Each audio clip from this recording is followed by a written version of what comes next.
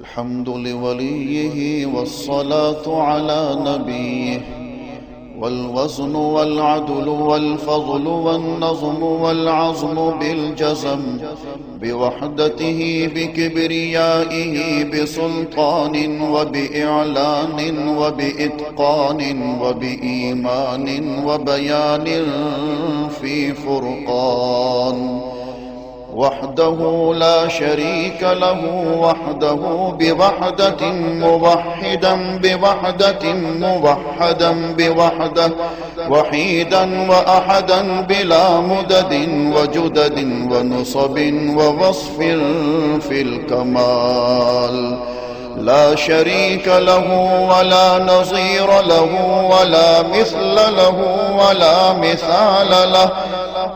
ولا وزير له ولا مقارن له ولا مكاظم له ولا مداني له ولا مضارع له، ولا جلد بلد ولد جسد رسو جزو ونزو عظم له، ولا جذب وصف عيب تاب بيت خصم له، ولا مقارن له ولا مكاظم له ولا مداني له ولا مضارع له ولا مناظر له. ثم نشهد أن لا إله إلا الله وحده لا شريك له، من يشرك في ذاته وصفاته وعاداته وآياته أو يتبرك بغيره من نبي وولي وتقي ونقي ونسيم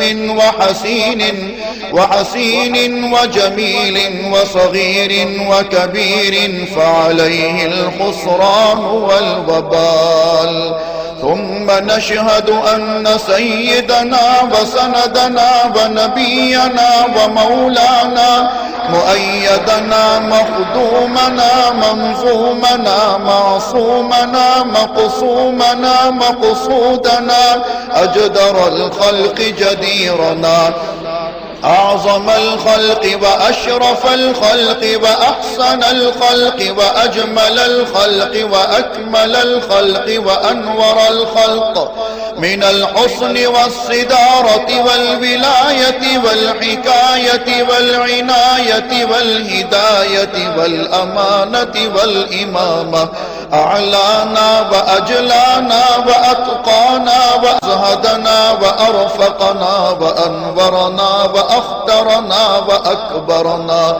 أحمر أنور أجدر أطفل أوسق أنور أجمل أكمل له. ثم نشهد أن حبيب ربنا وصمدنا محبوب جدلنا ونزلنا ووصلنا إيماننا مبين فرقاننا هادي سبيلنا رونق جدراننا، هو عدوة نظمة قدوة رتبة أسوة حسنة، وبدلائله القاهرة الغالبة الظاهرة الباطنة صعد إلى سدرة المنتهى في ليلة المعراج كشف الدجى، ثم دنا ثم دنا ثم دنا فتدلى فكان قاب قوسين أو أدنى.